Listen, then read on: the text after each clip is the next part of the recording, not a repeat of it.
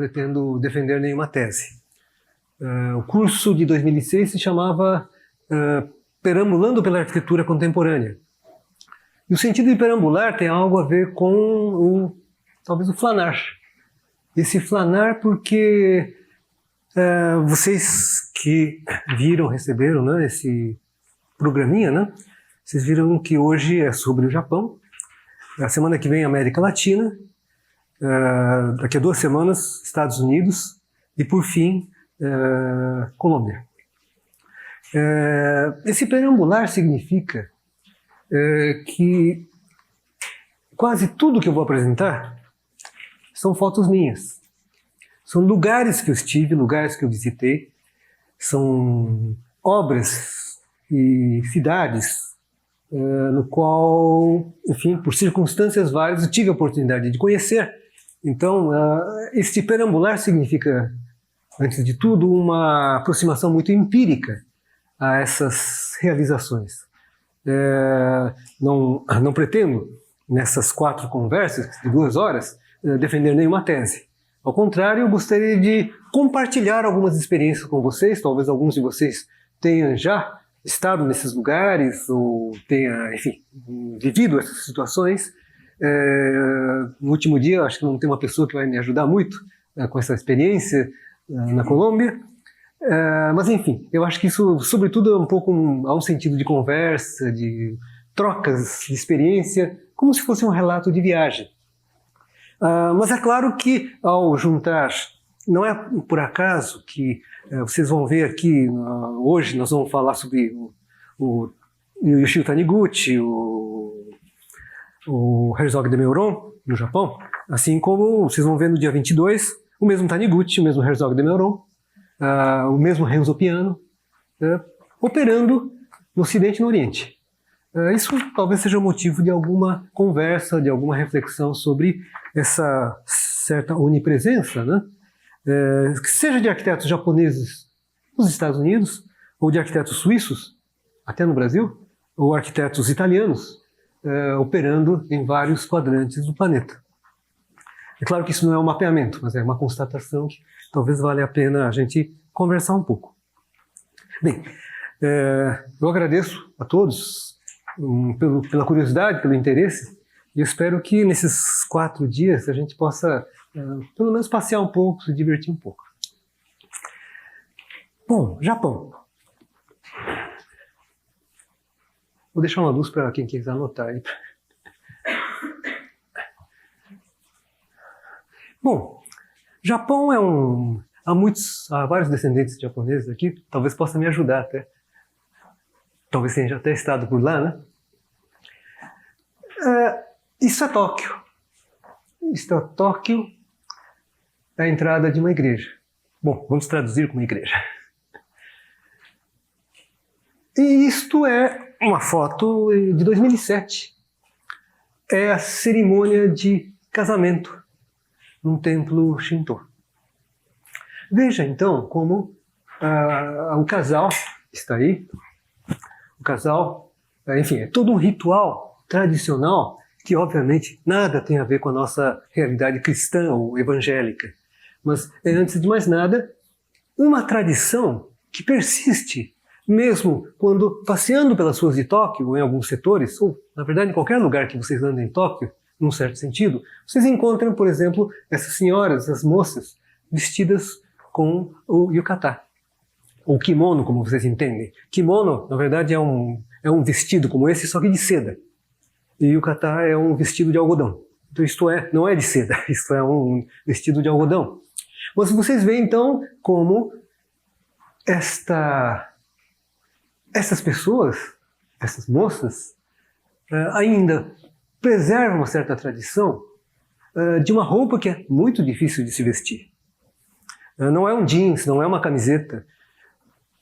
É uma roupa que, antes de mais nada, representa um modo de vida, um modo de ser, e no qual a gente vê, por exemplo, esse contraste dessas duas moças com celulares. Já nessa época, em 2007, era possível comprar um bilhete de metrô só com celular. Algo que se estuda hoje, de repente usar um celular para pagar um bilhete de metrô, passar pela catraca, no Japão isso já existia. Você podia comprar água mineral numa máquina com celular. Então esse mundo aparentemente contrastante do vestido tradicional, dessas roupas, e esta vida de alta tecnologia, que, enfim, como convive esses dois mundos, de um mundo tradicional, enfim, que a roupa parece quase que um sinal de resistência cultural, ao mesmo tempo em que é um país de primeiríssimo mundo, de altíssima tecnologia, de altíssima qualidade de vida, algo que eu acho que o Japão, assim, do ponto de vista de qualidade de vida, é muito melhor do que até os Estados Unidos. Mas é um país de contrastes como este. Assim como existe o casal tradicional, nós temos o casal moderninho. Este casal que vocês estão vendo numa região, esta outra imagem, por exemplo, são imagens de uma região em Tóquio que, assim, por analogia, poderia ser a Galeria do Rock, mas só que estendido por uns quarteirões. Então essas jovens andam desse jeito, assim, vocês veem essas duas meninas, moças, vestidas de colegial. Essa coisa de colegial também tem toda uma conotação sexual, uma certa provocação até, de andar desse jeito. Rapazes que pintam o cabelo, como vocês estão vendo, japoneses loiros, né? Esta é uma região que mostra esse outro lado de um Japão um pouco mais alternativo, um pouco mais subversivo, ou menos conformista em relação às tradições milenares de uma cultura que convive, então, entre a altíssima tecnologia e o arcaísmo das tradições culturais. Olha, são punks, são darks, enfim, acho que não há uma classificação muito clara, mas mostra essa outra realidade, essa convivência em Tóquio. Obviamente isso é Tóquio, né? Não quer dizer que isso exista em Nagoya, exista em Kyoto, mas este mundo cosmopolita que é Tóquio é também o sinal que na arquitetura vai ficar, ou se evidencia de uma forma ou de outra. Ou estas figuras, né? Eu esqueci o nome dessas figuras. Não é o cosplay, Hã? Não, era a minha sobrinha que queria essa. Olha, vai lá, tira foto dessas meninas, porque não são o que, umas bonecas de... Coqueijo? Não, coqueijo é tradicional. Enfim, essas meninas que se vestem desse jeito. Tem esse negócio de cosplay, que é se fantasiar de personagem de mangá. Mas não, isso é um outro universo, tribos que se reúnem, que se vestem dessa forma, e obviamente se torna uma atração turística no Japão, ou em Tóquio. Ou, enfim, o Neymar japonês. Mas essa convivência com essa outra realidade. Isso é Kyoto. Estes templos, que são os cartões postais do Japão tradicional, né? Um templo que é de 1640, mas na realidade foi reconstruído em 1940 e poucos. Este é um templo reconstruído em Kyoto, reproduzindo um templo do século XVII. Mas aí a noção de patrimônio é uma outra noção que, bem, não é o assunto de hoje, mas também nós temos esse tipo de imagem, né? Os jardins secos, os jardins de pedra em Kyoto, que mostra esse lado espiritual, religioso, místico do Japão, e do qual vamos ver isso impregnados, queiramos ou não, e talvez com menor ou maior dificuldade de perceber essa relação com o passado, com o presente, com uma tradição ou com uma não tradição na arquitetura japonesa. Um exemplo é esta obra de 66, do Kazuo Shinohara. Eu vou falar basicamente de coisas recentes, mas esta obra do Kazuo Shinohara é muito sintomático, porque o Shinohara é um arquiteto talvez pouco conhecido fora Japão, mas, por exemplo, a revista 2G da Gustavo Gille, que vocês conhecem, que lançou aquele livro, a edição sobre artigos sobre o Paulo Mendes da Rocha e sobre, enfim, as estrelas internacionais, lançou uma edição sobre as casas de Kazuo Shinohara. E uma dessas casas que aparece é esta. Na ocasião, essa casa, House in White, a casa em branco, né? Era uma casa que estava ameaçada, foi até uma reunião do Docomomo, uma visita programada do Docomomo japonês para conhecer essa casa, que estava vazia na ocasião. E veja então como este Kazuo Shinohara, esse arquiteto que faleceu em 2006, um arquiteto de 1920, nascido em 25, e que foi um dos arquitetos que inspiraram, ou enfim, uma referência para o Toyo Ito, o mais recente prêmio Pritzker. Veja, então, os elementos, isto é, você vê que hoje está tudo em volta, já está tudo construído, e essa casa resta meio que milagrosamente, mas como o Shinohara faz essa casa extremamente tradicional do ponto de vista de, por exemplo, a entrada, né? A entrada com a pedra, o hábito tradicional de jamais entrar na casa com sapato, então o sapato fica fora, então essas pedras são lugares para se deixar o sapato. E este ambiente com essa, não é uma janela, uma grande porta, uma grande veneziana, que se abre para a natureza. Essa coisa da contemplação, dessa relação interior-exterior, que tanto, vamos dizer, encantou a Frank Lloyd Wright quando esteve no Japão, e no fundo é parte desse repertório do Wright, é uma coisa extremamente forte na relação do japonês com o ambiente, isto é, a relação do homem e a natureza. E a casa reflete essa situação de um ambiente que, aqui está sem a mobília, mas basicamente era um tapete, era uma mesa baixa, onde as pessoas se sentavam dessa forma, tradicionalmente, mas ao mesmo tempo convive, enfim, esse shoji, né, essas telas que correm, que dão essa luminosidade tênue, sem ser transparente, é um elogio da sombra também, mas que convive com um equipamento ocidental. Mesmo essa relação do espaço aberto, do espaço que se interliga, convivendo com a cozinha ocidental. Se pudéssemos fazer uma tradução, seria o quê? Uma cozinha americana, uma coisa que se liga ao ambiente da sala, mas não é uma cozinha americana.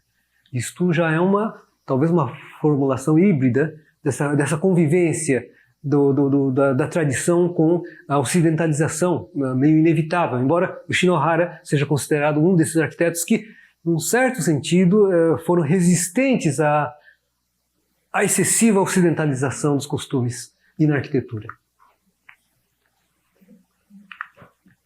Então vocês veem ainda esses elementos, a casa está meio caída, né? Mas o elemento da pedra, o degrau de pedra, o shoji, e este ambiente que era a biblioteca, né? A sala de estudos, no qual vocês veem então essa mesma filtragem da luz feita por esses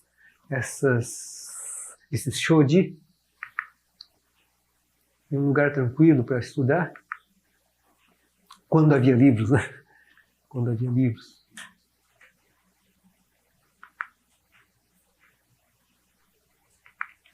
E por fim, a estrutura de cobertura. Infelizmente, enfim, não consegui tirar uma foto do alto, mas isso é uma cobertura a 4 águas. Só que, como vocês estão vendo, não é uma tesoura ocidental. É uma tesoura de carpintaria japonesa ou chinesa. E vocês veem que parece um monte de tábuas se encontrando, né? Mas ela tem uma estrutura lógica que é extraordinária. Isso é um outro sistema construtivo que não é a tesoura convencional ocidental. Bom, vamos chegar a um certo presente. Este é a península, este é o Japão, e vamos começar por Tóquio. Vamos ficar basicamente em Tóquio, mas o que é Tóquio? Para quem conhece São Paulo, Tóquio talvez seja familiar.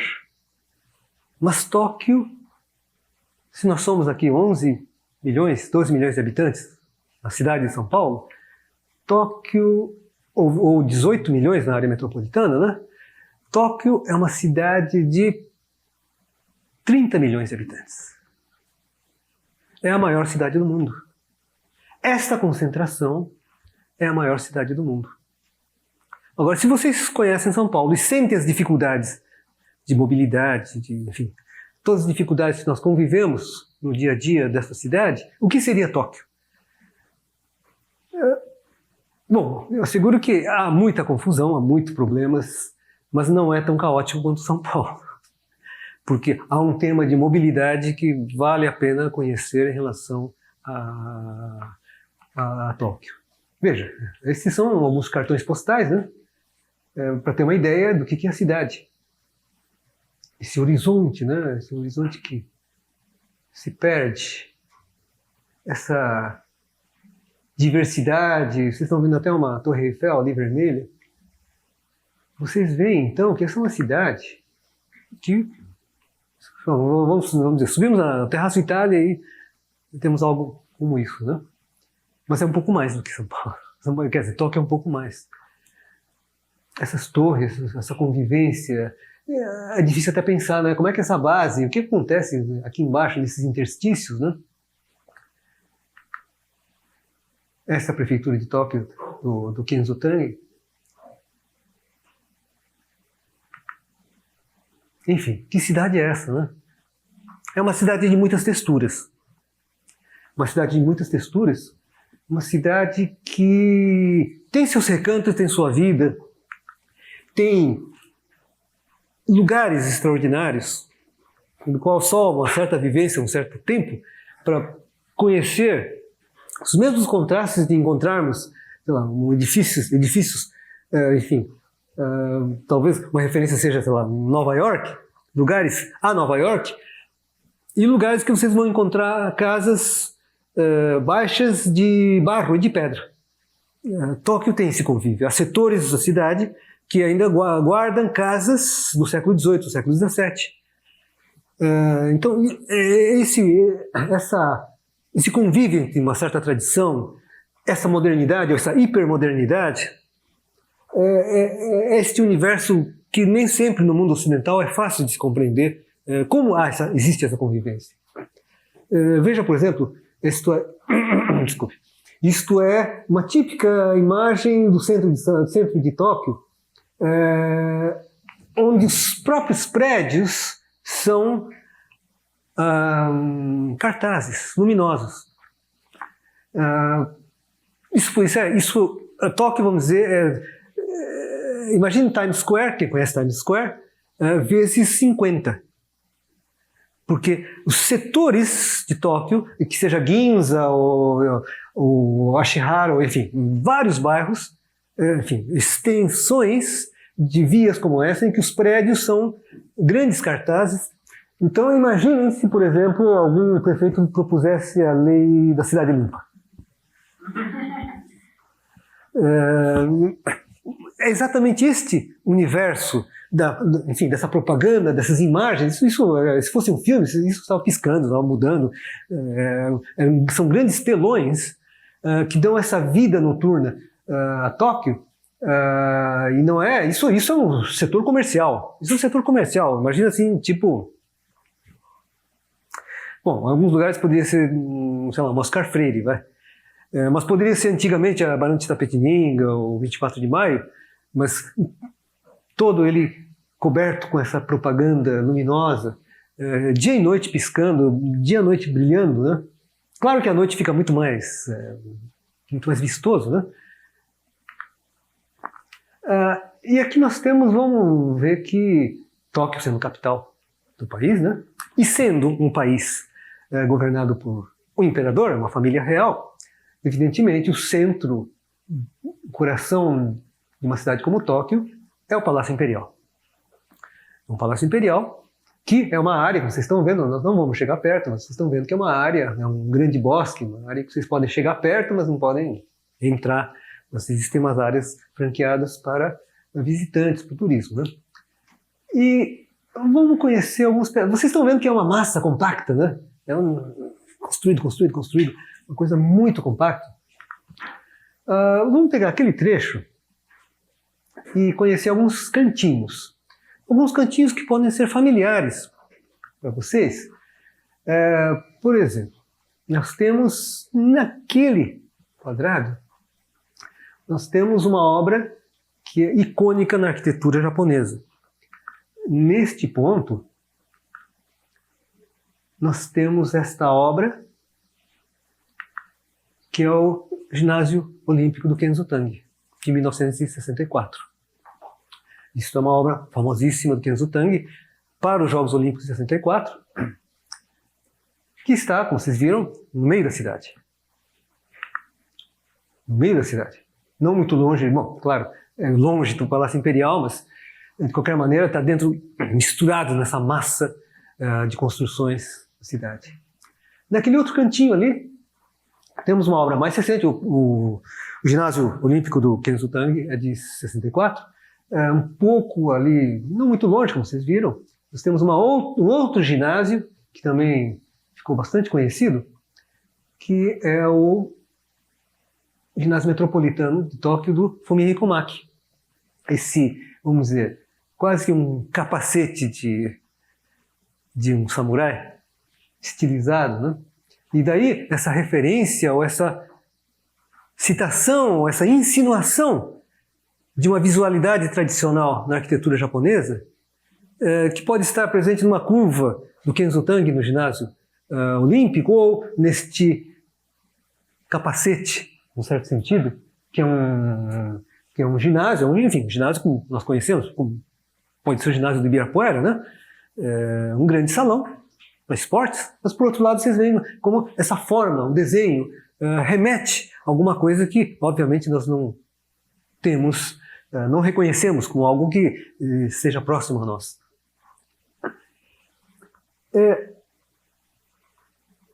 Neste outro canto, existe esse bairro chamado Roppongi. É um bairro. É um bairro que é conhecido por ser um setor bastante cosmopolita da cidade, onde há muitos estrangeiros morando, porque ela tem uma certa, enfim, um certo ar cosmopolita, no sentido de que a vida nesse lugar é cheia desses, enfim, desse universo de gente diferente, estrangeiros. E vamos ver 3 obras recentes deste bairro. Então vocês imaginam assim, algo do tipo, como poderia ser aqui em São Paulo?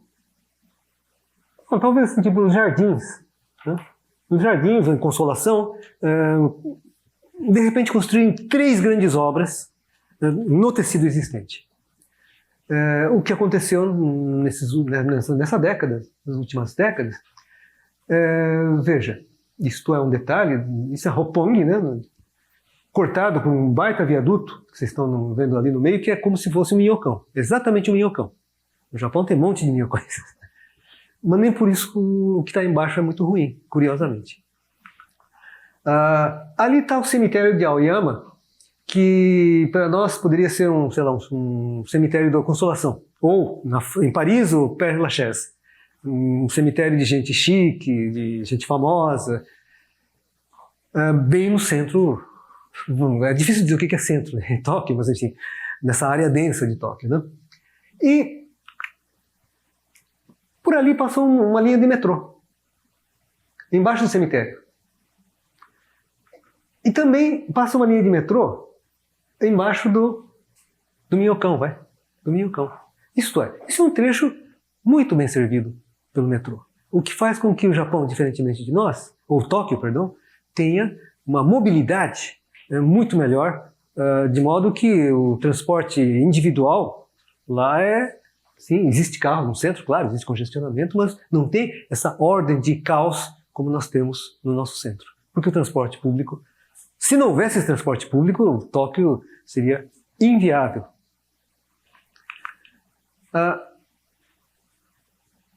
Vamos ver o National Art Center, que é uma das recentes realizações, ao lado do cemitério de Aoyama.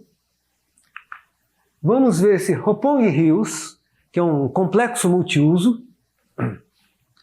Estão vendo junto ao próprio, enfim, o Minhocão, a linha do metrô. E vamos ver esse Midtown, que é outro grande complexo inaugurado há 5, 6 anos. Então imagina assim, um grande complexo construído na Consolação, por exemplo. O que seria isso? O impacto disso na cidade?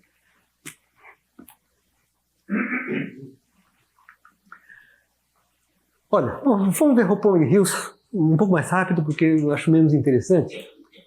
O Roppongi Hills é um complexo multiuso. Vocês podem imaginar sei lá, um Brascan. Como é que chama aquele Brascan ali de Itaim? Vocês conhecem lá o Brascan? Como é que chama? É o Brascan, né? Brascan. Bom, imagina aquilo vezes 10. Imagina aquilo vezes 10. É um complexo multiuso, que é essa torre, projetado pelo escritório americano Compton Anderson Fox. Mas não é só uma questão de torre. Vocês estão vendo já um pouco dessa paisagem da cidade, né? Essas diferenças, né? Isso é uma torre de escritórios, uma torre de hotéis, e nos últimos andares tem um museu, chama-se Mori Museum. É um museu desse empreendedor, esse investidor, que chama Mori, e que fez no último andar um baita museu de arte. Bom, isso são imagens dessa base, isso é uma reprodução. É um pouco desse terre de shopping centers, centro comercial, cinema, né?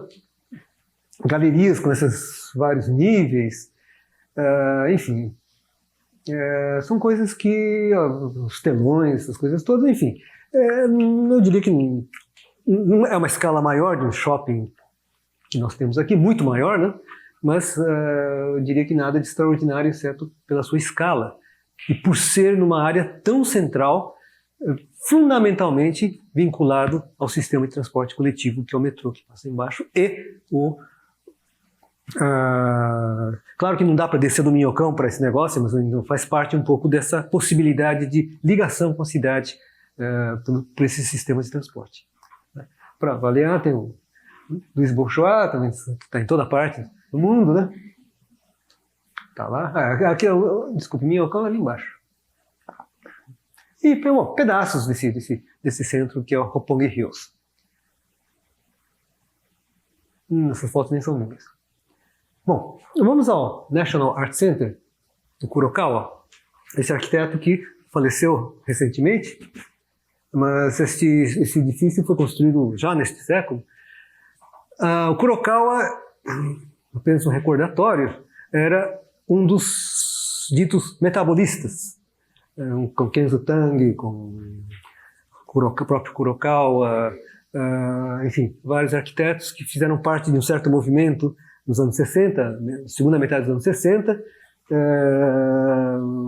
uma certa vanguarda japonesa, e que, enfim, cada um seguiu o seu próprio caminho, mas o Kurokawa vai desenvolver vários projetos importantes, vai fazer o Museu Van Gogh, o anexo do Van Gogh em Amsterdã, foi um dos concorrentes ao projeto do Guggenheim de Bilbao, enfim. Ele fez vários projetos e este é um projeto recente, ele faleceu uns 2, 3 anos depois. E está ali Roppongi Hills, nós temos ali a linha, o metrô, e o National Art Center, que fica em cima de uma linha do metrô, com uma conexão direta. Vocês veem então esse tecido, né? Esse tecido tradicional e o edifício propriamente dito, né? Incrustado num lugar que evidentemente foi aberto. Eu não sei bem em que circunstâncias isso foi aberto, essa área foi aberta. Mas isso é a cara do edifício. O que é o National Art Center? Não é um museu, é um espaço de exposições. Na Europa isso se chamaria de Kunsthal. Não é um museu, não tem acervo, mas é um lugar que se pode expor de borboleta a caminhão. E puramente lugar de exposição e lugar em que as pessoas vão para ver exposições de todo tipo, mas não é um lugar de produção de exposições, eu digo produção no sentido de um museu que organiza seu acervo conforme uma curadoria, enfim, não tem esse caráter de museu, é um lugar de exposição. Vocês veem então, bom, basicamente é um conjunto de salas, né? São 3 pisos e um subsolo. O subsolo basicamente é restaurante, lojinhas, coisas do gênero. Espaços expositivos e um grande hall, como que conectando os vários níveis do edifício. Então de fora tem essa cara, um tanto quanto, enfim, uma frente, esse grande hall, esse lugar de conexão que antecede as salas propriamente dito, que são salas fechadas dentro desses padrões museográficos de lugares quase que totalmente controlados do ponto de vista de iluminação e temperatura e etc, etc. Olha, então isso é um edifício, como vocês estão vendo, com uma cara, mas com uma cara um pouco ousada e com algumas coisas bem japonesas que vocês vão perceber. A gente só percebe quando chega e vê um pouco os equipamentos em volta disso. Por exemplo, vocês estão vendo aqui, essa estrutura que vocês estão vendo aqui, isso é 2007, né? Isso daqui é um fumódromo. Isto é, no Japão, ou em Tóquio, há lugares para se fumar. Não pode fumar na rua. Não pode sair aqui na varanda aqui do prédio e fumar. Há lugares para fumar. Então, isto é um fumódromo, um lugar para fumar, onde as pessoas sentam e fumam. E vocês vão para o centro de Tóquio também, desculpe, Tóquio não tem centro, mas vão a lugares convencionais de Tóquio tem um fumódromo. Então, isso é parte dessa estrutura de organização desses espaços públicos.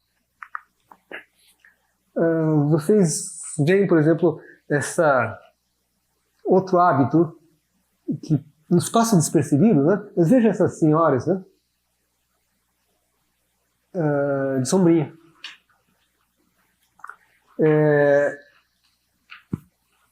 Não está chovendo, obviamente. Está batendo sol. Um sol até leve. Mas as mulheres japonesas costumam, com sol, ou mesmo com mormaço, andar com sombrinha. Porque o padrão de beleza da japonesa é pele clara. Às vezes uma pele branca como porcelana. Quanto mais porcelana, mais bonita é. Às vezes chega até a ser fantasmagórico, mas esse é o padrão. Então elas não podem, sei lá, se bronzear. Então imagina as firmas de bronzeadores no Japão, um fracasso completo, né? Então, faça chuva, faça sol, a sombrinha, o guarda-chuva é uma coisa que faz parte dessa cultura. Veja, então isso, vocês veem, bom, isso, quando eu olhei assim, puxa, isso parece o... Pois é. Só que isso aqui dá um copão um pouco inchado, né? De um certo inchaço, né? E, de fato, isso é um brise e não é um brise. Isso tem a ver com uma certa... Nós vamos entrar, vamos ver exatamente o que é, né? Ou como é que se sente lá dentro.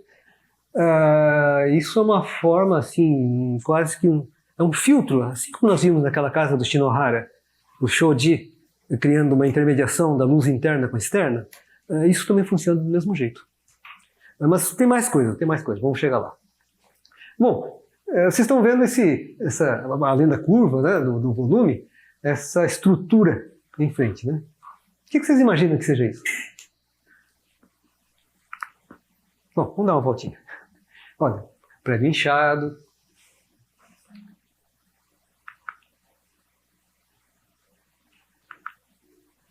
Então, assim, há vários ambientes.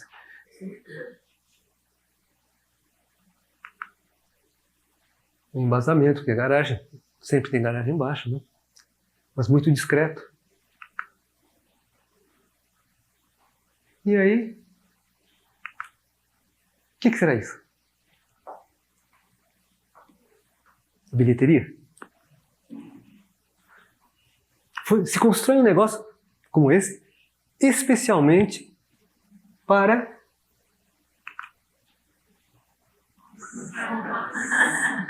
sim, guarda-chuvas ou sombrinhas. É um lugar para guardar sombrinhas. Olha, é um negócio enorme, enorme. É. Não, é que guarda-chuva no Japão, assim, o pessoal deixa. É que são hábitos, né? Se vocês forem ao Japão um dia, jamais entrem com guarda-chuva dentro de uma loja. Jamais. Vocês deixam o guarda-chuva na entrada, tem lugar para deixar, seco, molhado, não importa. Deixa lá. Quando vocês saírem, pode ser uma magazine, o que quer que seja. Quando vocês saírem, o guarda-chuva está lá. Pessoal, bom, eu não tenho fotos, mas estacionou a bicicleta, não precisa trancar. Uma semana depois você volta, a bicicleta está lá. Então, é um outro mundo, é um outro mundo, é um outro mundo. Isso daí, enfim, o guarda-chuva, ou certos hábitos, ou certas estruturas nos parecem muito estranhas, faz parte um pouco desse universo, dessa cultura. Enfim, olha, imagina, isso poderia ser uma bilheteria, um bar, um café, exato. E a entrada para o... Claro, protegido da chuva, do sol, a pessoa pode entrar e entra então no National Art Center. Tem as portas automáticas e tudo mais. Então, vocês vejam então agora por dentro, que é uma estrutura envidraçada. Não que o Japão faça muito sol, circunstancialmente isso é verão, né? É julho, e julho chove muito. É verão, é quente e chove muito. E claro que no inverno, em Tóquio não tem nevado, mas faz muito frio também. Então isso tem que ter uma capacidade de isolamento nos dois sentidos, do calor e do frio. E funciona, e deve funcionar, apesar de ser todo envidraçado. Então vocês veem agora por dentro, né, como isso é um grande salão que une verticalmente o conjunto das entradas dos espaços de exposição.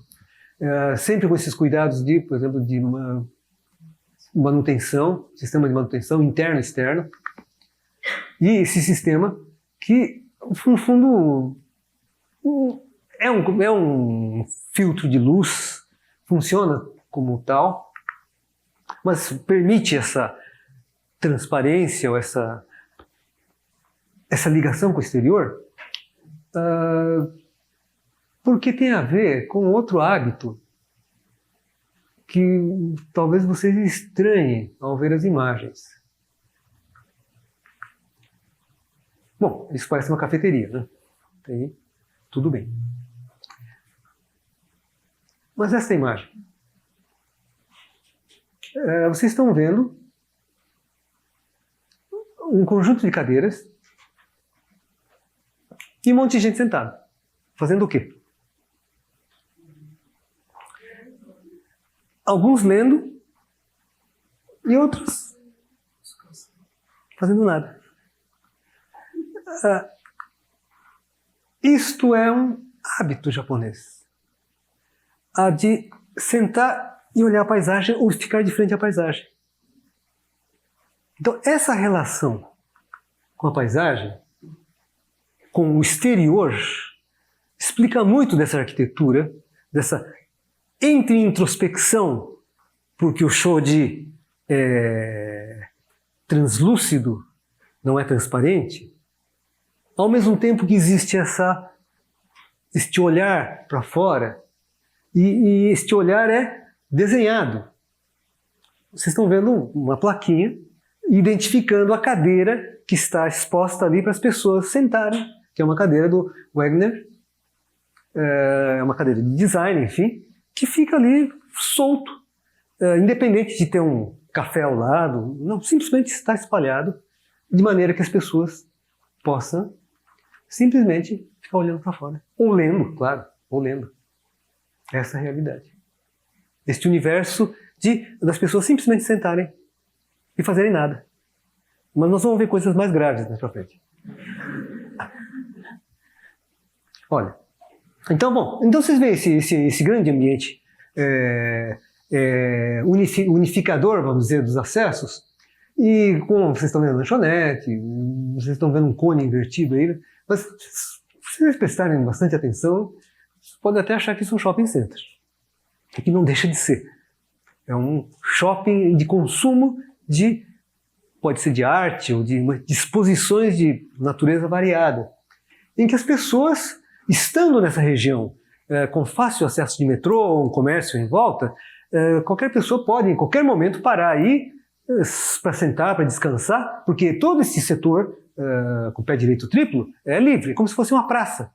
As pessoas podem chegar aí, sentar e ficar o dia inteiro. Não pagar nada. Não é como um café parisiense que você senta ali no café, vocês têm que pagar lá pela mesinha que vocês ocupam. Aqui não, vocês podem ficar. E lá embaixo, digamos, no piso inferior, vocês veem uma lanchonete, um restaurante, e aqui a vida circula. Você vê essas senhoras, essas moças vindo das compras, né? Circulando por aí. Ou essas pessoas também, igualmente, vocês estão vendo aqui, vocês estão vendo aqui tem um sanitário, mas aqui é uma galeria, aqui é uma entrada. Então as várias entradas estão unificadas por este piso, lá em cima tem mais um piso. E as pessoas consultando os guias, ou enfim, consultando, já era smartphone, né? Há 7 anos. E aí aqui nós temos uma entrada. É a partir deste ponto que vocês pagam. Se vocês querem ver uma exposição, vocês pagam. E então essas pessoas são as bilheteiras, vamos dizer. Então eu não ousei entrar nessa exposição, mas está aí. E assim, de repente tem um pátio com esse bambuzal. Enfim, há um certo paisagismo interno, né, dentro do próprio edifício. Né? Então aqui vocês estão vendo a situação geral. Um grande hall, uma cafeteria, um restaurante no alto desse cone invertido e aquelas cadeiras que vai embora. Do lado de cá também tem essas cadeiras que as pessoas simplesmente podem sentar como se sentam num jardim. É um lugar de convivência, é um lugar público, é um lugar de relações sociais dentro de um museu. Museu é um lugar para isso? Sim. Mas, vamos dizer, com esta generosidade de espaço, no mundo ocidental não é muito usual. Nós vamos ver, daqui a 2 aulas, nós vamos ver os museus norte-americanos, é muito mais circulação do que propriamente lugares para sentar e fazer nada. Tem lugares, um monte de lugar para ficar sentado. E não é por falta de espaço público, embora eu vou fazer uma ressalva um pouco adiante do que é o espaço público japonês. Porque não existe praça no Japão. Não existe praça no Japão. Praça como entendemos no Ocidente. Olha, então vamos sair, vamos embora, né? Olha, de novo, né? De novo. Outro. Quem chega, agora nós vamos embora de metrô. Então quem está chegando no metrô, se quiser já deixa o guarda-chuva aí. Nós estamos andando pela lateral do museu. Então essa já é a parte, enfim, das caixas, né? As caixas dos espaços de exposição. Esse é o fundo, né? Oi? Eu acho que é a circulação e a cozinha. Eu acho que sim. Eu não entrei lá. No Japão tudo apertadinho, né? Esse espaço é grande demais, assim. No Japão, uma casa de 30 metros já é uma mansão, né? Então, imagina um negócio desse tamanho, assim. Né? Olha, então lá, até essas coisas assim. E aí vamos pro metrô, né? E isso é a entrada do metrô. Essa é a entrada do metrô. Não sei se é do Kurokawa ou do escritório do Kurokawa, de qualquer maneira. Mas o metrô também é a boca do metrô é um lugar também bem desenhado. Né? Bom, olha, nós estamos no National Art Center, vamos ali ao Midtown. esse Midtown nos interessa, embora seja um centro comercial e talvez esse assunto esteja demasiadamente comercial, é diferente o empreendimento tipo shopping center no Japão em relação ao que nós temos aqui. Diferente no sentido de que o que seria o nosso, aqui em São Paulo, enfim, os modelos, ou sei lá, as coisas mais sofisticadas, o Cidade Jardim, o Shopping JK, ou Iguatemi. Qual? Esse Midtown é um shopping, é um centro comercial multiuso, que tem um shopping. O shopping é um detalhe desse conjunto, com todas as ligações de metrô. Vocês estão vendo uma imagem? Isso foi construído em 7 anos. Mas o excepcional é que isso está no coração da cidade. Vocês estão vendo o Google antes do empreendimento, e vocês veem que era um grande terreno no coração da cidade. Vocês imaginem, sei lá, se desapropriasse o cemitério do Araçá e fizesse um grande empreendimento. Não é o caso, porque aqui havia um quartel. Um quartel que foi, enfim, vendido, enfim, foi privatizado. E restou, então, do quartel, era um quartel com um palácio, sei lá, casa do marechal, de um militar de alta patente, no qual, então, se manteve uma parte do conjunto com um jardim. E todo o resto, então, que vocês estão vendo, foi transformado num complexo multiuso, no qual vocês veem aqui várias torres de hotel, escritórios, um embasamento com shopping, 2 museus, uma grande área livre. Uma grande área livre. Só por curiosidade, olha. Se vocês examinarem essa paisagem, vocês estão vendo que tem uma certa área verde aqui, que é o cemitério, e de resto é uma coisa muito, muito, muito compacta. Porque não há praças no Japão. Praça é uma categoria de espaço ocidental. O que existe e o que surge nesse espaço é uma ocidentalização, sim, mas surgem os jardins. Então, isto é, vocês estão vendo a rendering, né? No qual uma boa parte do empreendimento é deixado como área livre, pública. É um shopping, é um empreendimento comercial, um empreendimento de escritórios, hotel, etc., etc., que deixa uma grande parte da superfície como lugar público, embora seja privado como propriedade. Olha, para ter uma ideia, os tamanhos, né?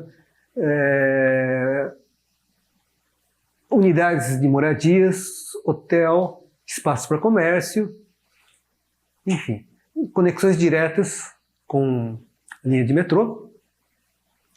E é um projeto, bom, para ter uma ideia, o conjunto é esse. É uma das torres mais altas de Tóquio. Vocês veem então aqui, vocês se lembram do minhocão, né? E vai embora, esse minhocão vai embora. Vocês veem a densidade da cidade. E como isso ainda mais vai adensar mais ainda essa área central. Isso são fotos de cartões postais, né? Tipo cartão postal, né? Ali deve ser o Aoyama, se não me engano. No cemitério? Eu acho que é. Não tenho muita certeza. Símbolo... Eu acho que esse é o cemitério. Acho que esse é o cemitério. Porque aqui a autopista, a rodovia, está por aqui. Aqui à frente, vamos dizer que isso à frente é meio esquisito. Mas... Olha, vocês estão vendo, vocês reconhecem um pouco, olhando do National Art Center, né? Do porta-guarda-chuva, vocês estão vendo a torre do... Bom, isto é, então, vocês veem, estão vendo quase nova-iorquino, né? Essa torre, as torres de escritórios, torre de hotel, este piso, essa chegada, esse acesso Esse diálogo do conjunto com a cidade se faz mediante essas praças, ou, enfim, é uma plaza que vai aos poucos se fechando com essas estruturas, como vocês estão vendo, né?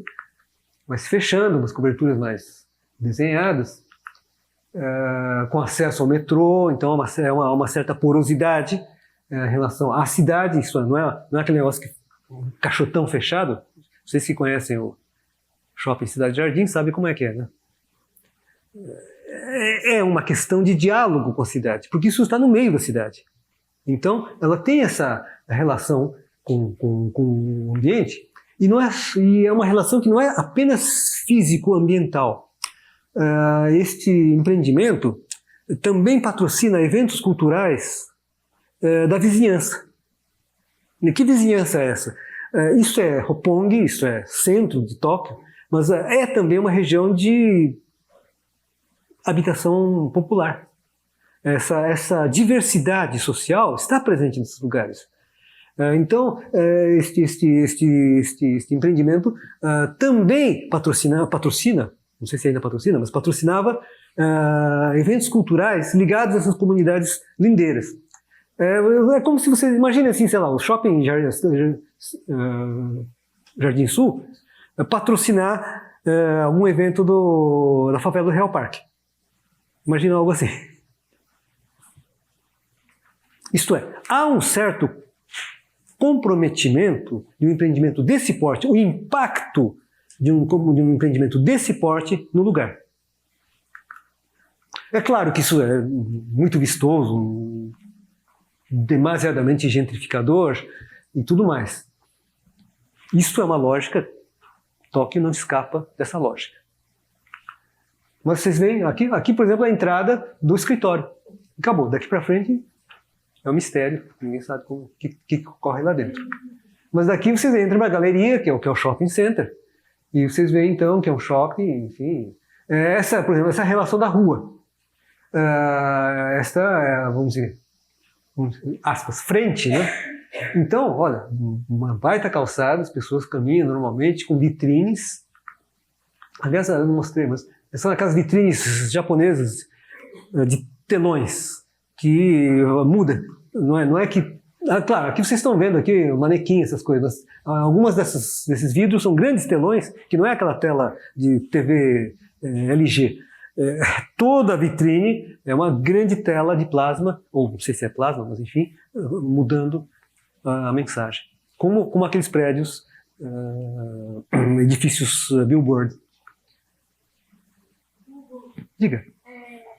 Você está dizendo que no Japão não existem praças, né? Sim. No Ocidente, normalmente, as praças que nós temos são consequências de uma questão cultural, histórica, tudo que vem acontecendo, né? Será que essas praças, elas vieram com... Quer dizer, a gente pode chamar de praça, isso que está acontecendo dentro desses edifícios. Sim. Talvez elas poderiam talvez ter vindo com essa cultura dos grandes edifícios e tal, de 30 anos do Ocidente para o Oriente. Sem dúvida, isso seria um Rockefeller Center. Algo tipicamente dentro do que um Rockefeller Center dos anos 30 criou em Nova York. Sem dúvida, sem dúvida. Isso é uma americanização. Tanto que esse projeto, acho que pulou o slide, acho que não sei o que aconteceu. É um projeto do Skidmore, Owens & Merrill. É um projeto norte-americano. E, de certa forma, trouxe desafogou um pouco essa condensação, mesmo com a verticalidade, desafogou um pouco essa condensação que existe naquela visão, porque tem a impressão que a Tóquio deve ser totalmente plana. Mais ou menos.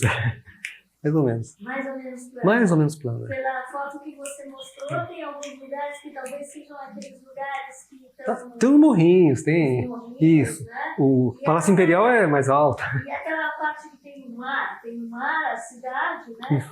E ali tem um delta, assim, existe um delta ali de rios, alguma coisa assim, porque você vê, parece um delta, mas trabalhado talvez pela utilização. Não, o Tóquio é uma cidade que cresceu à base de terrapleno. Então, na verdade, Tóquio foi invadindo a Bahia. A cidade foi crescendo, ocupando a Bahia de Tóquio. Então, uma das propostas metabolistas dos anos 60 era exatamente criar uma malha sobre a Bahia de Tóquio, de modo que fosse área assim, urbanizável. O metabolista era aquela coisa assim, a metáfora era que, enfim, é como se fosse um corpo vivo que vai crescendo, que vai ocupando, no caso, o mar, né? Então, a Bahia de Tóquio é um negócio completamente, do ponto de vista, vamos dizer, de geografia, completamente artificial.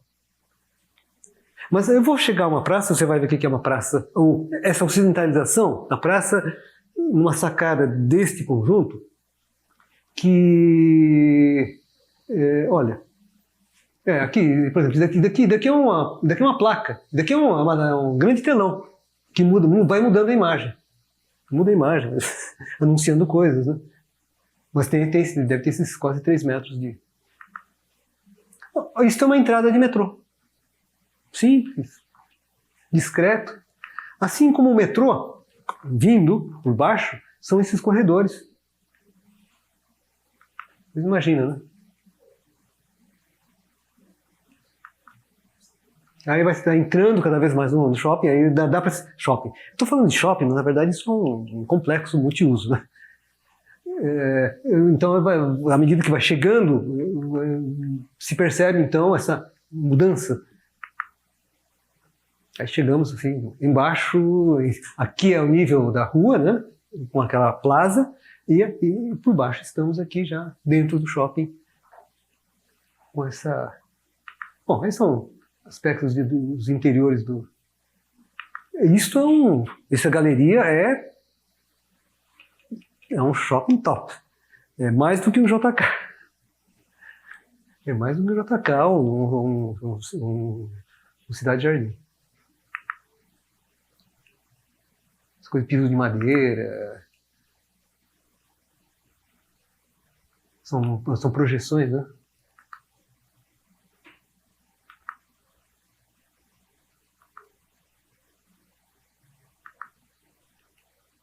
Piso de vidro, aqui no restaurante, os paisagismos internos, né?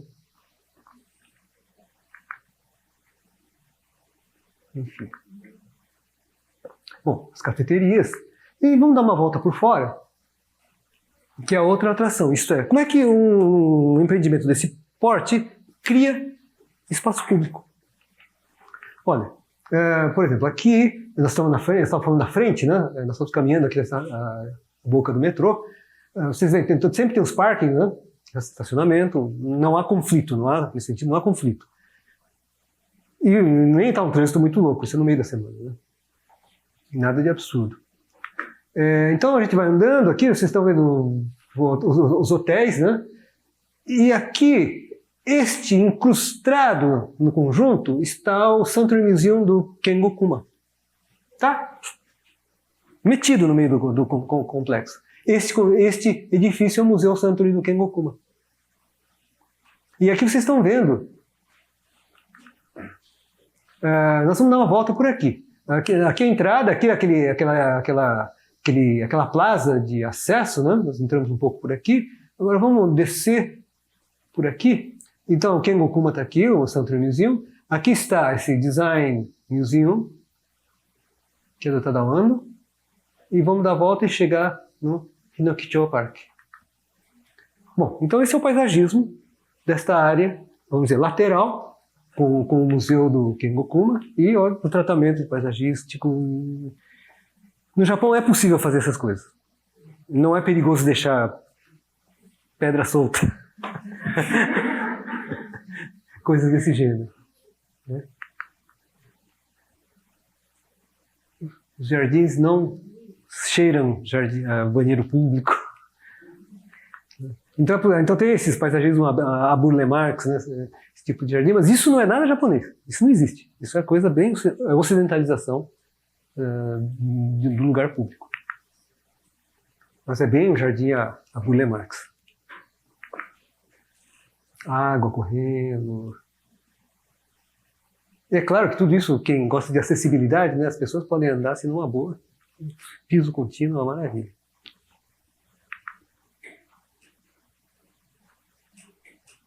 Isso está recém-inaugurado, hein? Essas fotos foram tiradas em 2007, estava recém-inaugurado.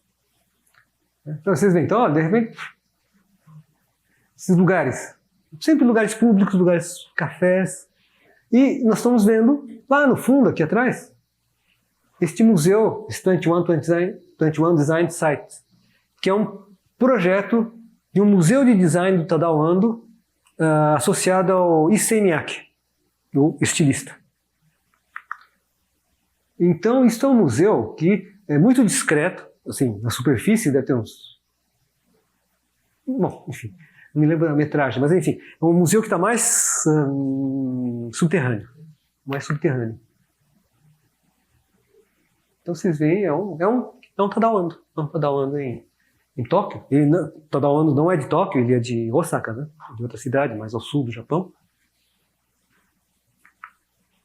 Mas ele é o curador deste museu de design, em suas costas. A curiosidade é que, bom, essas costas não tem muita graça, mas aqui tem um muro. Aqui tem um muro. Olhando por cima desse muro, as costas do Midtown, tem uma favelinha. É uma favelinha. É uma favelinha, um monte de casinhas pequenas, assim. Esse convívio é presente. Mas aqui é um Tadao Ando metálico, né? Uma cobertura metálica.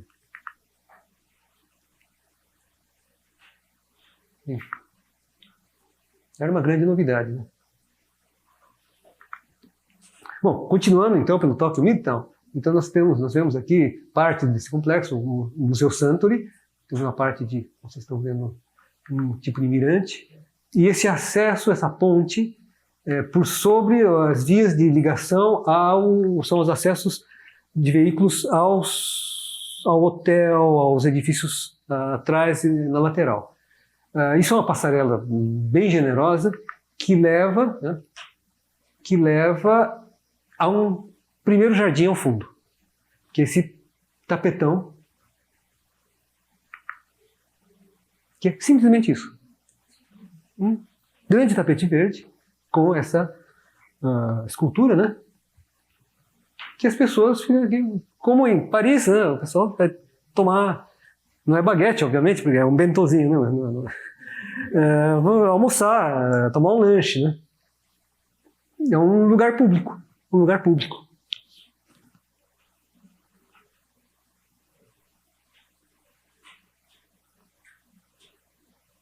Então, essas moças aqui não estão já depois do lanche. Isto é espaço de uso, de acesso público, mas é área privada. É área privada.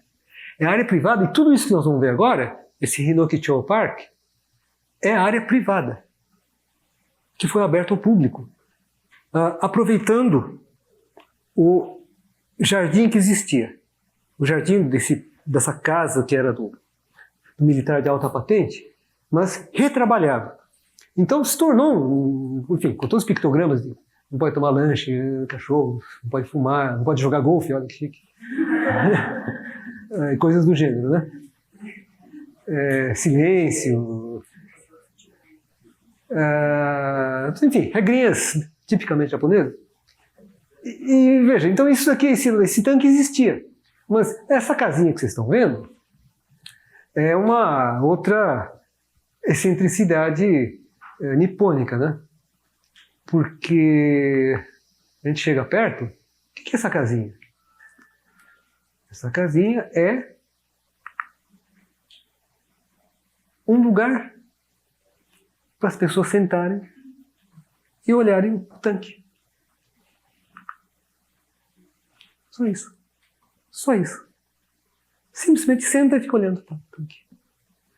É essa relação com a natureza, esse admirar passivo, contemplar, que vocês veem numa praça pública. Quer dizer, isso, obviamente, isso seria um jardim, vamos dizer, um jardim tradicional japonês, que podia ser de um templo, de um lugar qualquer, mas transformado numa praça, num sentido muito mais ocidental de praça.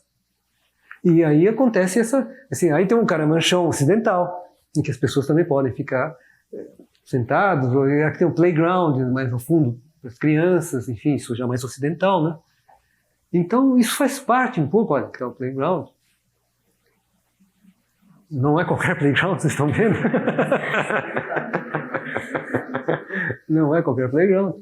Mas enfim, é parte desse ambiente. Agora, e aí que tá. Esse jardim foi todo ele transformado num jardim neo-japonês. Porque vocês estão vendo assim, essa textura, não é só porque, olha, pedra, água, isso não está aqui por acaso, esse tipo de desenho de tipo papiro, essas escadas, nada disso é gratuito. É exatamente uma reconstituição de elementos do jardim tradicional japonês no espaço público. Aí está toda a educação ambiental, né, o tipo de vegetação que é utilizado, identificação das plantas. E, curiosamente, quem fica sentado aí é uma ocidental, aproveitando esse lugar. Mas é esse lugar que as pessoas sentam, não fazem nada, leituras, e olha, então, isso é julho, perdão, é alto verão quase. Mas se você imaginar isso no outono, isso está avermelhado, isso fica vermelho, que é outro espetáculo, No Japão, as estações do ano são muito marcadas, muito marcadas. Nós não conhecemos isso, mas assim, na primavera existe a festa da cerejeira, que no Parque Central de Tóquio, o céu fica cereja. As árvores florescem de um tal jeito, mas é no dia, não é que um dia antes, um dia depois, é no dia, o negócio fica absolutamente espetacular, é um feriado. Então a relação com a natureza é algo, sim, comemora-se a natureza, celebra-se a natureza. A natureza é parte, mesmo numa cidade desse porte, a natureza está presente. A relação do japonês com a natureza, essa contemplação, este olhar, é parte do comportamento do japonês, mesmo cosmopolita, metropolitano, como Tokiota. Mas aí, vocês estão vendo, todo um paisagismo, todo um jogo de essa água, né, que fica correndo, aquele barulho de água. Eu ia dizer uma coisa, mas... Enfim. Claro que isso faz parte de um jogo para fazer um barulhinho. Ou o famoso, né, tanque com bambu que joga água, a água fica pingando. Ou a lanterna tradicional, que aqui é claro que é uma falsificação. Mas é a lanterna tradicional que vocês veem nos cartões postais. Né? Ou essa famosa, típica ponte do paisagismo japonês, que é essa ponte que dá uma quebradinha, né? Enfim, esses elementos formais do jardim tradicional japonês é reconstruído, reconstituído, recriado nesse jardim, nesse espaço, que é um jardim privado, aberto ao público, que o empreendimento, quase como dizer que dá como contrapartida ao impacto que esse empreendimento provoca nesse lugar. É uma contrapartida. Assim, aqui no Brasil se exige, faz um viaduto. Vocês ouviram essa história recentemente. Bom, se viaduto é o máximo que um empreendimento desse porte pode oferecer para a cidade, nós estamos muito mal, né? Veja o que se acontece numa situação como essa.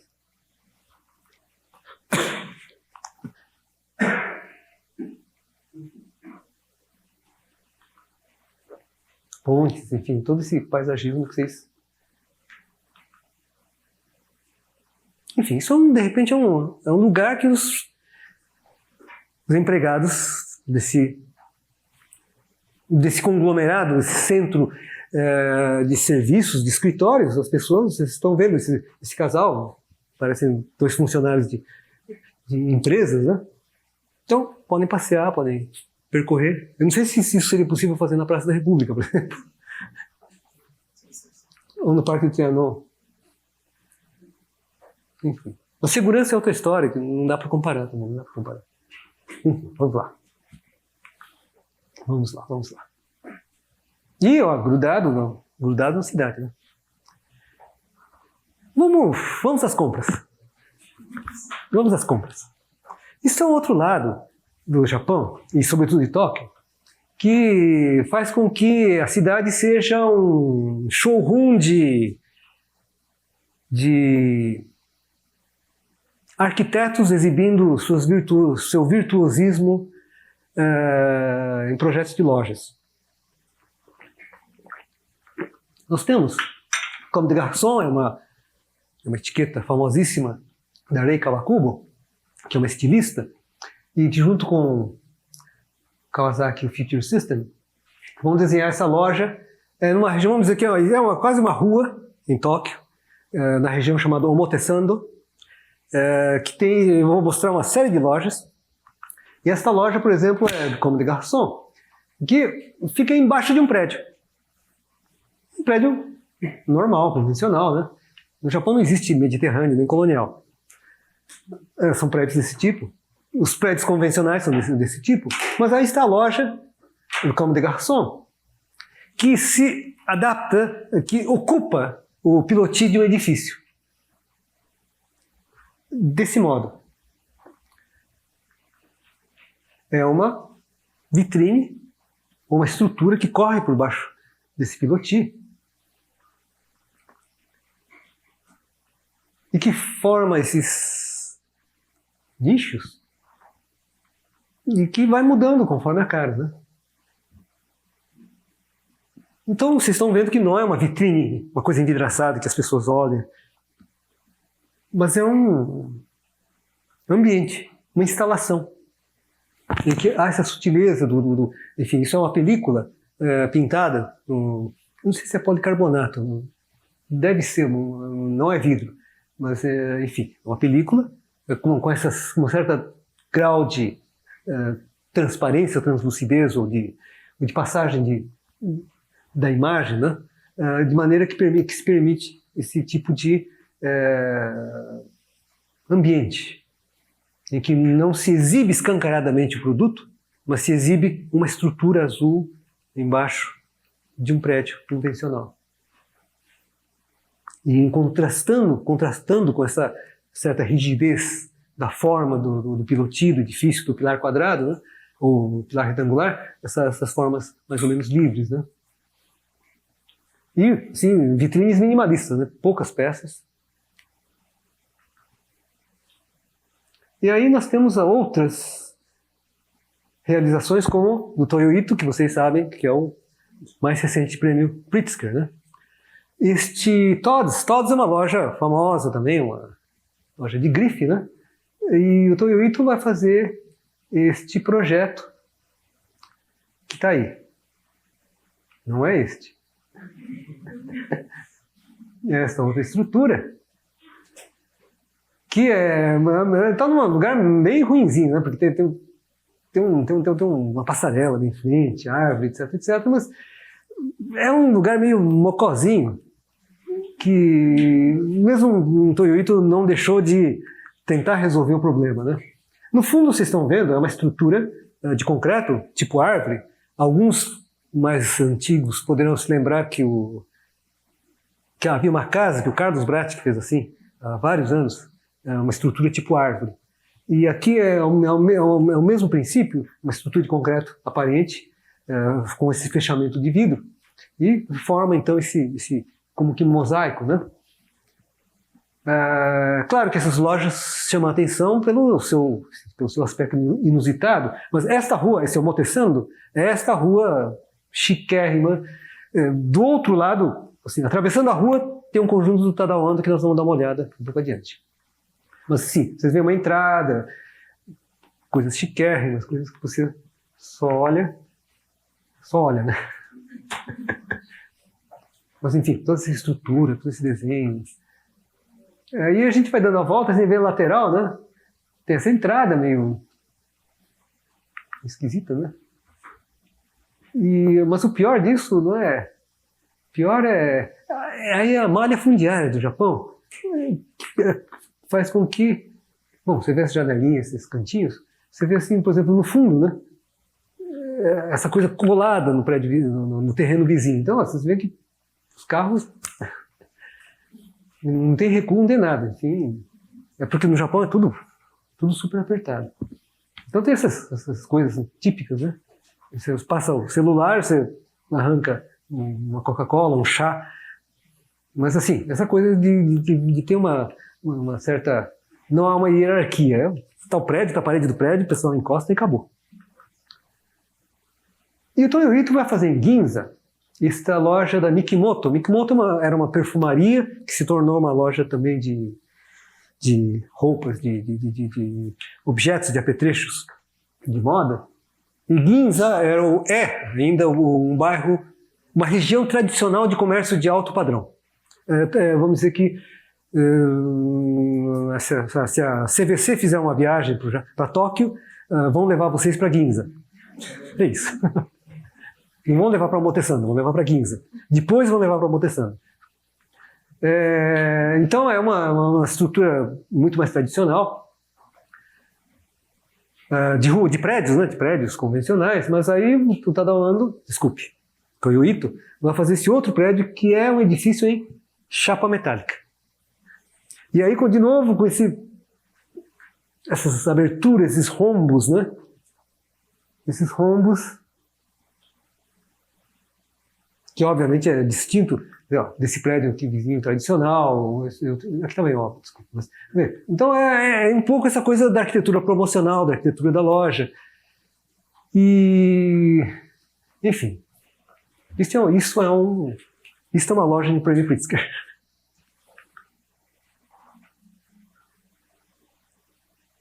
Não são os rombos da Lina Bobardi. Essa imagem, por exemplo, vocês não estão vendo, porque não podem tirar foto de dentro. Vocês não estão vendo essa imagem. Mas vocês estão vendo a caixa de escada. Essa foto também vocês não estão vendo.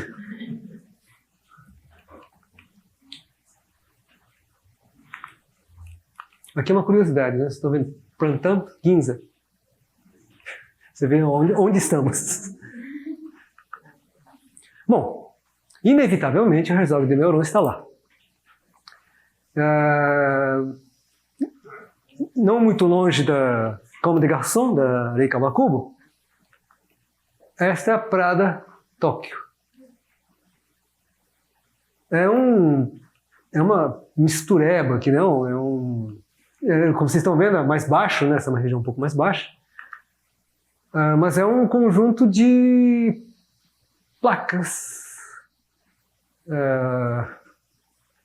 formando uma superfície que vocês estão vendo aí. Isso é um Herzog de Meuron. Numa situação muito peculiar, porque vocês estão vendo essa faixa branca? Essa faixa branca é um fechamento feito provisoriamente para troca de coleção. Então, estou trocando a coleção lá dentro. Mas, vocês estão vendo também uma espécie de entrada aqui, né? Mas rigorosamente a entrada é por aqui. É um túnel que é a entrada do túnel, com essa coisa que, numa certa época, eles faziam muito, essas coisas de telas. Aqui é uma entrada, seria uma entrada, porque aqui é um estacionamento. E também, como todo bom europeu, enfim, uma certa arquitetura dos anos 90, essa continuidade do piso.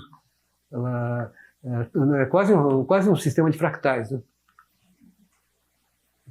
Dá uma continuidade, você encontra aqui BMW, Audi, coisa desse tipo estacionado, né? Como vocês estão vendo.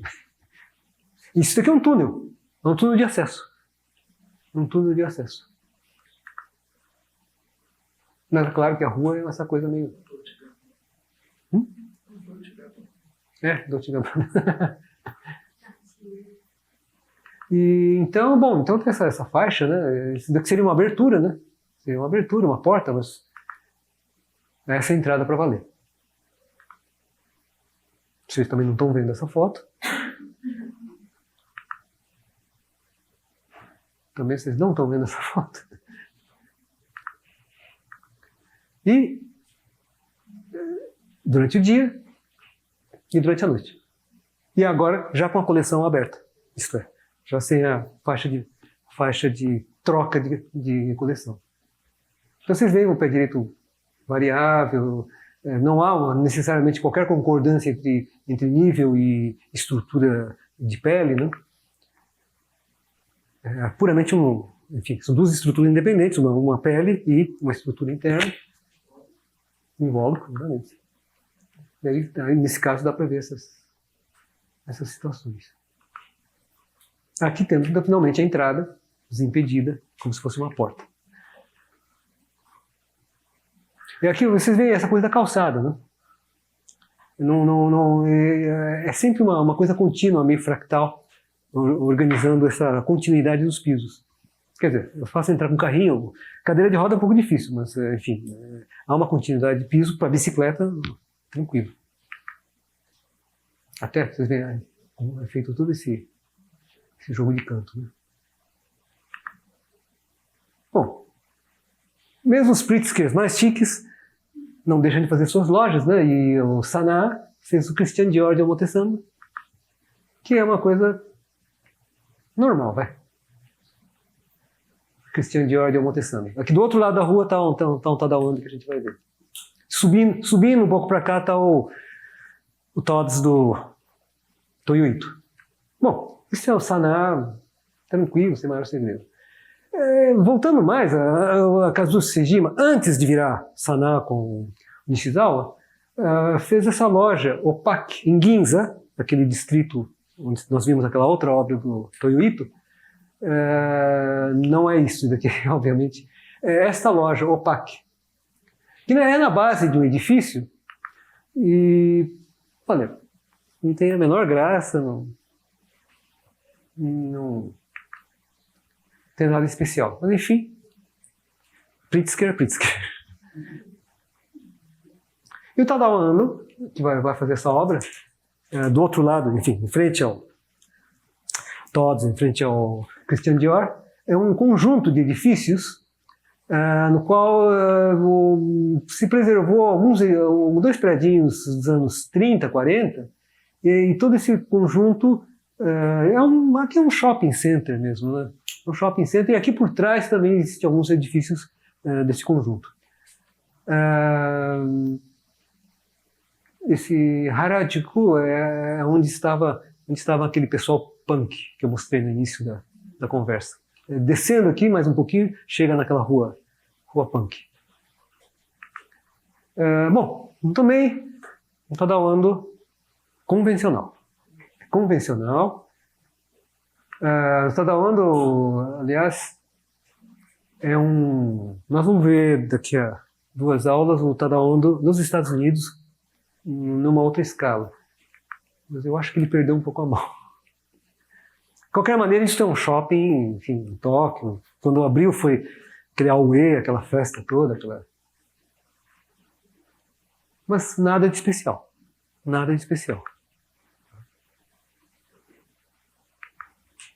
Se tomar cuidado, nem dá para perceber que é um Tadawando.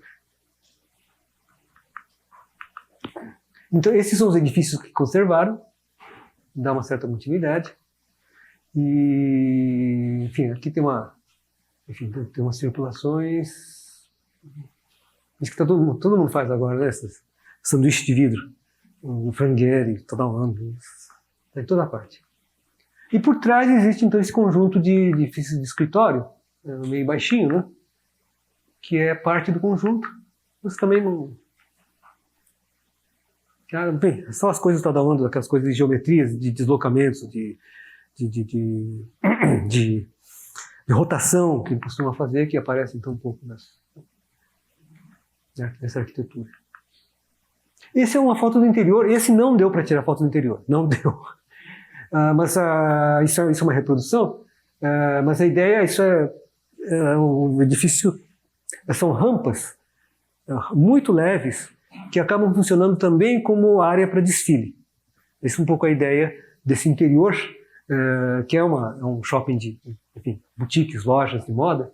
Então, por exemplo, este espaço pode servir também como palco de desfile. Bom, loja por loja, o Renzo Piano também vai ter o seu pedacinho. Aqui é perto de Ginza, e, por curiosidade, este é o prédio da Sony, do Ashihara, que é enfim, uma obra importante da arquitetura japonesa. E ao lado nós temos a loja Hermès. Essa estrutura envidraçada do Renzo Piano. É uma estrutura bem curiosa, porque não é fácil estruturar um edifício dessa altura com uma fachada toda envidraçada de blocos de vidro. Claro que tem o seu truque, tem a sua solução técnica que não é muito difícil a gente imaginar. Mas é um edifício que se estrutura dentro de uma lógica japonesa, por exemplo, de um edifício colado, assim, um terreno apertadíssimo. Nessa frente deve ter talvez uns 4 metros, 5 metros no máximo, por um fundo enorme. E é uma lojinha no final que se espreme num terreno muito apertado. E tem que conviver. Aqui vocês podem ver parte do sistema estrutural, né? Que na verdade são estruturas metálicas que ficam embutidas, distribuídas, disfarçadas nos blocos de vidro. Tem que conviver, por exemplo, aqui, ao mesmo tempo que a entrada da loja está aqui ao lado é a boca do metrô, na projeção do edifício. Então, vamos dar uma voltinha, né? Enfim, aqui está a loja e essa lateral toda, a ruazinha apertada, como vocês estão vendo, não tem calçada. No Japão não tem calçada. Isto é uma calçada ocidental. Esta entrada, por exemplo, que tem uma escultura que a mãe e a criança estão vendo, né? Uma escultura, enfim, uma obra de arte. Mas aqui, isto é a entrada do metrô também. É uma boca do metrô, no meio do prédio. Então, isso é absolutamente normal. Enquanto as nossas entradas em metrô são todas torradeiras, essas coisas todas, aqui é assim, a coisa muito discreta. E veja, então, vamos acompanhar essa senhora aí, por exemplo. Ou esse rapaz. O que eles estão vendo? É um tamanho do bloco? Tem alguma coisa aí. Oi? Não. É uma...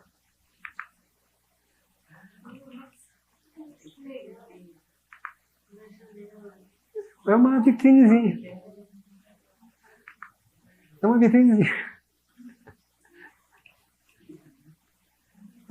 Deve dar para abrir, não sei. Não vi por dentro como é que é, mas, ou se é permanente, não sei. Enfim. Então tem essas coisinhas, assim. Aí mesmo assim, sem acabamento, essa curva, essa modulação. E... Enfim, tem tudo, parece que é tudo bem acabado, assim, tem uns vidros cortados, né? Assim, a gente vê como... É super detalhamento, mas você vê, chega perto assim, você tem petecado de massa, enfim. Mas claro, a distância isso é perfeito, perfeito. Você olha assim, imagina, daqui foi um cochilo porque você vê toda essa fixação, isso é Renzo Piano, né? Isso é Renzo Piano. Bom, já mais para o fim. Yoshio Taniguchi, talvez não seja muito conhecido, mas é um arquiteto que, graças a este projeto, ele vai ser convidado para fazer o concurso da ampliação do MoMA de Nova York. E ganha o concurso. O MoMA de Nova York, a ampliação é do Yoshio Taniguchi. E este projeto nasce do conhecimento que o pessoal do MoMA tem sobre esta obra no Museu Nacional de Tóquio, que é uma unidade. O Tokyo National Museum é um parque, né? É um parque com vários edifícios de várias épocas, E isso daqui é vamos dizer, esse Hollywood Treasures, enfim, uma coleção de peças que que abriga, enfim, um conjunto de miniaturas, na verdade, nesse edifício. Então, vocês estão vendo, este é um minimalismo, é uma arquitetura absolutamente zen que vai ser executado numa outra escala para o MoMA de Nova York. Daqui a 2 semanas a gente dá uma olhada nessa obra de Nova York. Bom, isso é uma coisa assim, absolutamente limpa, precisa, metálica, fria.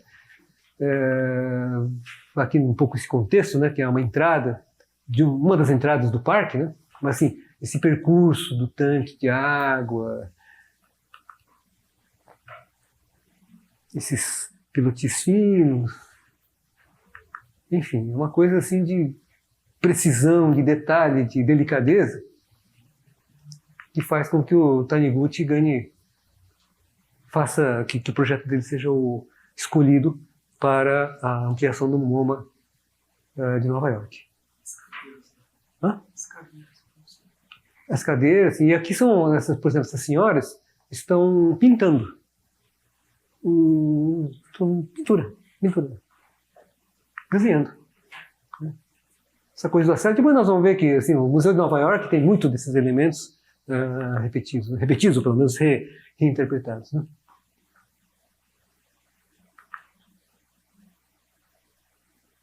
Enfim, esse é um tipo de arquitetura que enfim, é um pouco, quase um estereótipo dessa arquitetura japonesa zen, minimalista, de dentro para fora, não assim, essa coisa da continuidade, mas sempre essa filtragem da luz, o elemento da luz filtrada e essas aberturas muito bem, vamos dizer, pensadas como se relaciona o interior com o exterior.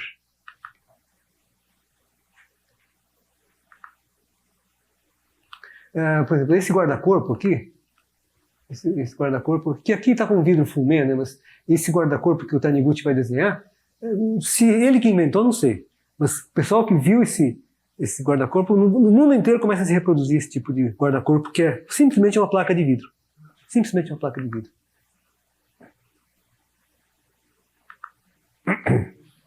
Isso é a seção de consultas, né? Há uma biblioteca, enfim, é uma coisa meio discreta. Só não deu para fotografar os displays que foram desenhados, essas pequenas miniaturas, que não deu mais. Bom, para terminar, Toyo Ito ganhou o Pritzker. Esta é uma obra que não é em Tóquio, é em Matsumoto, no estado de Nagano. É um edifício, um Performing Arts Center, um edifício para teatro, música, de concerto e, enfim, apresentações em geral, óperas, enfim, que foi feito em Matsumoto, que é uma cidade, não é uma pequena cidade, é a capital desse estado de Nagano, mas é uma cidade, vamos dizer, para o padrão japonês, é uma cidade média. E bom, aqui vocês estão vendo um pouco a cara da cidade, né? Essa é a cara da cidade. Uma cidade baixa, trama quadriculada, e este é a forma como o edifício se apresenta a esta avenida, que na verdade é a avenida à frente, né, propriamente dito. A entrada deste Performance Arts Center é por aqui. Há então enfim, bastante discreto, mas vamos dizer que há uma hierarquia bem feita na escala desse edifício em relação à rua, porque esse edifício é muito mais do que isso, Isso é uma casa de ópera completa, e aqui é uma passagem de automóveis, enfim, descida, é como se fosse um pórtico de entrada, e o edifício vai embora. É um negócio que, assim, conforme o ângulo que você vê, parece um um peru no pires. Assim, pensando nessa escala, mas eu acho que há uma certa sabedoria nisso, de como ele vai trabalhando as escalas e relacionando essa escala com a sua vizinhança. É claro que isso não dá para controlar o tempo todo. Não dá para manter o tempo todo um diálogo de escala, porque num certo momento vai aparecer a caixa do palco, essas coisas todas. Mas onde é possível, por exemplo, o nariz, né? A cara é muito discreto, tranquilo. E na medida que a gente vai entrando, bom, aí tem uma saída de emergência. Essas coisas no Japão são, ainda mais numa cidade interior, eles nem trancam essa porta. Dá para entrar por aí. É absolutamente livre. Impressionante o Japão nesse sentido. Mas vocês vão andando, vocês estão vendo que parece um queijo suíço, né? Tá tudo manchado. Né? Mas é um pouco esse Tadao, desculpe. O Toyo Ito, nos anos 90, tem essa coisa como Herzog de Meuron faz aquelas serigrafias de superfície, peles tratadas. O Toyo Ito também, muitos arquitetos também trabalharam nesse modo de vocês verem como é que tá tudo... Bom, o que são essas coisas, né? Falha na produção da chapa, né? Ainda que chama lateral. Uma lateral que tem um estacionamento, abriram esse canto, né? Mas já começa a ficar um negócio um pouco maior, né? E se vê também assim, a evidência funcional, né? A caixa de palco, e depois tem uma sala que é uma sala de ensaios para os músicos, enfim, é um Performing Arts Center. Aí começa a aparecer mais, né? Aí quando vocês vêm do teto, do alto, é um baita negócio, né? E olha a escala, né? Nós estávamos vendo desse estacionamento, nós estávamos vendo essa vista aqui, né? Nós estamos vendo o estacionamento, nós estamos vendo daqui. Então, aqui está aqui é a entrada pela avenida, e aqui tem um teto, aqui tem uma sala de ensaios, aqui tem toda a caixa de cênica, né? De palco. E esse negócio enorme, que no final é uma coisa de uma escala para esta cidade, é uma coisa forte. E você vê essa convivência, né? Aqui ao lado tem um cemitério, daqui é um templo. Daqui é um templo. No Japão isso é normal, onde há um templo, há um cemitério ao lado, isso, de pequeno porte, isso não é nada cristão. No mundo ocidental, o cemitério é um negócio mais formal, e aqui não, é junto ao templo, existem cemitérios. Enfim. Mas é uma coisa muito simples no final das contas, porque aí temos a entrada aqui, e depois um grande acesso, um hall, um foyer grande,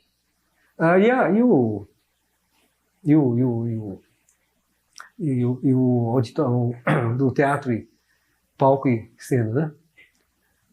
Isso é uma placa lá do próprio edifício.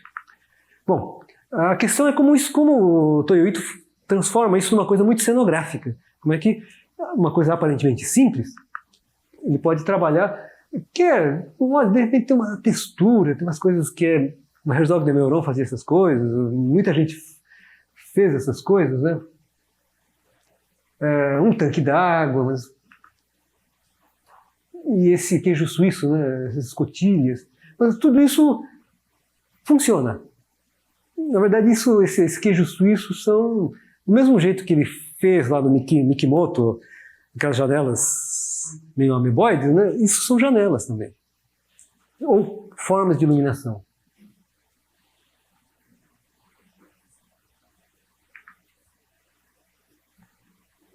Isso, claro que isso é uma entrada de serviço, né?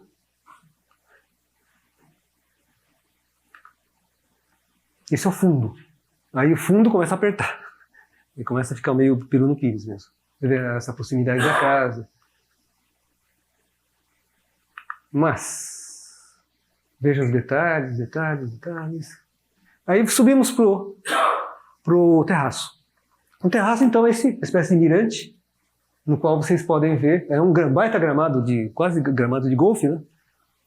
Bom, vocês estão vendo aqui a casa de máquinas, essas coisas todas, e no fundo há uma vista da cidade. Você vê que é uma cidade muito baixa, que quando muito, sim, tem uma topografia, a cidade vai subindo um pouco pelos morros, mas uma cidade muito horizontal. E tem todo esse baita terraço, teto-jardim.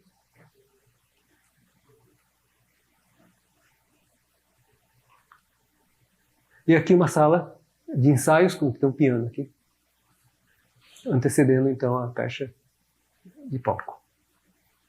E este é o grande hall de entrada, que, sim, tem essa coisa muito espetacular, né? Se aqui nós temos a bilheteria, o ingresso, essas coisas, aqui então há toda uma vazão, enfim, talvez as pessoas chegando, tudo bem, vai aos pouquinhos, mas depois o pessoal saindo, descendo, quase uma cachoeira, uma coisa desse tipo, né? Então tem uma coisa, agora vocês podem perceber o que são essas queijo suíço, né? Então isso não é que, tá claro que tem a iluminação artificial. Aliás, essa foto foi tirada assim, não tinha, no meio da semana, não estava acontecendo nada, a gente invadiu esse lugar e estava tudo assim, desse jeito, estava tudo aberto, né? Mas veja, então há sim uma certa generosidade, que isso não é nada japonês. Essa generosidade, esse espaço, não é usual no Japão. A gente vai ver que isso nem... Daqui a 2 semanas a gente vai ver uma ópera do Foster, que é bem mais apertadinho do que essa generosidade. Esse acesso, subimos as escadas, aí nós temos este foyer com todo esse queijo suíço, agora visto de dentro. Então é uma grande área para uma cidadezinha. Uma cidade pequena, é um baita teatro. É um baita teatro para uma cidade pequena. Aqui dá para entender um pouco essa cara de queijo suíço do exterior, né?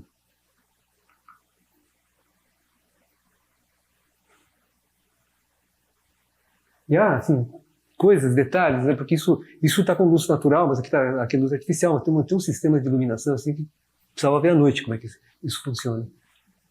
Os pontos, eu não sei, eu nunca entendi bem o que são essas coisas. Isso pode ser ponto de luz, mas deve ter uma luminotécnica aí extraordinária. Porque um pouco aqui ocorre aquele efeito de desmaterialização do encontro entre o piso e a parede, né? Assim como alguns holandeses desmaterializam o encontro do pilar, o que seria o capitel, com luz, aqui o que acontece é pelo efeito de luz desmaterializar esse ponto de encontro.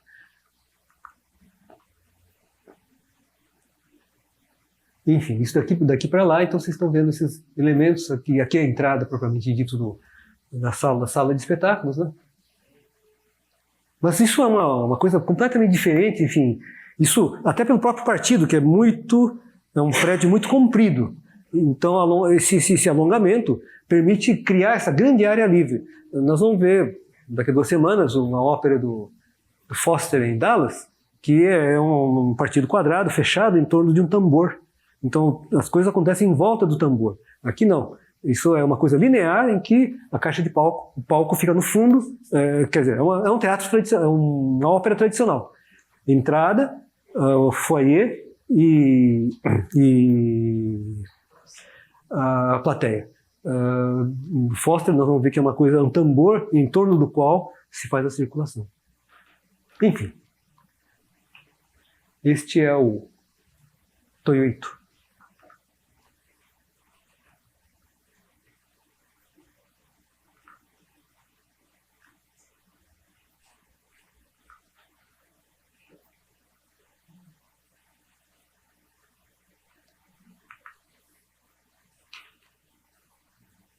Isto é um jardim em Kyoto, no qual já começa a ficar avermelhado em pleno julho. Mas, enfim, aquilo que vocês viram no Hinoti Park, ali em Tóquio, né, é um pouco esse mesmo espírito desses jardins de Kyoto, que são os jardins de templos, né, repaginados para um jardim urbano como aquele do Midtown. Pessoal, é isso por hoje.